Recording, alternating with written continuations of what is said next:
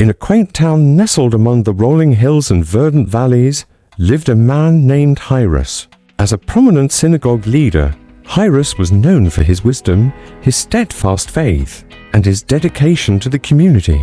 However, all the respect and admiration in the world couldn't alleviate the fear gripping his heart. His beloved 12-year-old daughter, his pride and joy, lay gravely ill.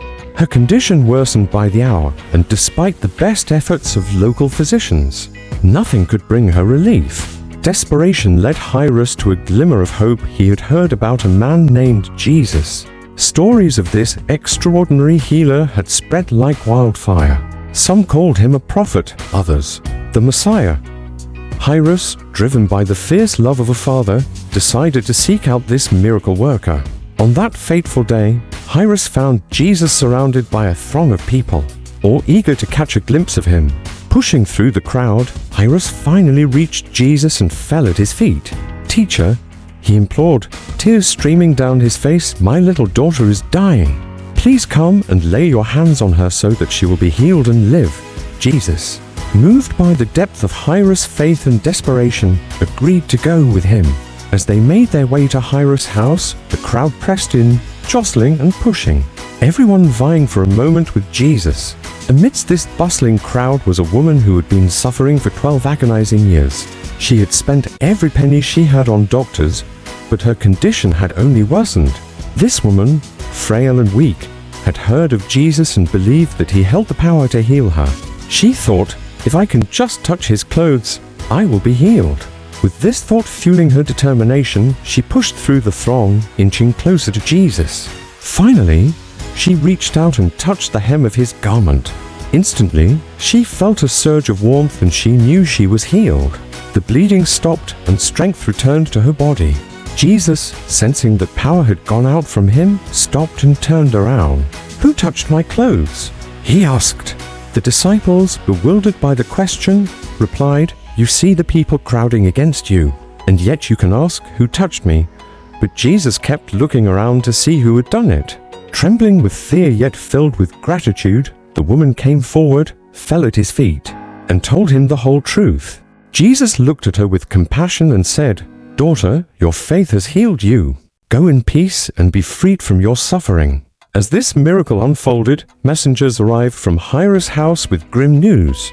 "Your daughter is dead," they said. "Why bother the teacher anymore?" Jairus' heart shattered at their words. But Jesus, overhearing, turned to him and said, "Don't be afraid, just believe, and she will be healed." They continued to Jairus' home, where mourners had already gathered, wailing and lamenting the loss of the young girl. Upon arriving, Jesus told the mourners, "Stop wailing. She is not dead but asleep." The mourners, knowing the reality, laughed at him.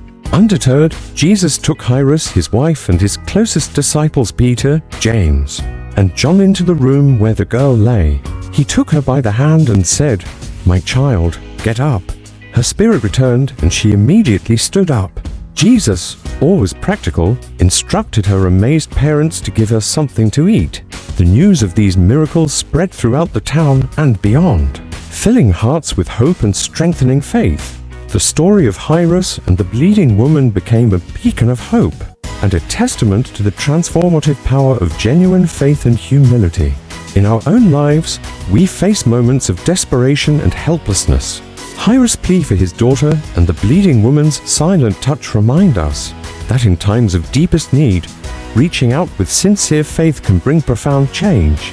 Stripping away our pride and fears, we find that when we come to the source of true power with honesty and humility, we open ourselves to the miracles waiting to unfold. These stories from long ago echo in our hearts today, urging us to come as we are, to believe wholeheartedly, and to trust in the transformative power of faith. They teach us that beyond the noise and chaos of the crowd, there is a silent, powerful connection waiting to be made, one that can heal, restore, and renew. So, like Jairus and the bleeding woman, let us reach out in faith, trusting that the touch of the divine can change everything.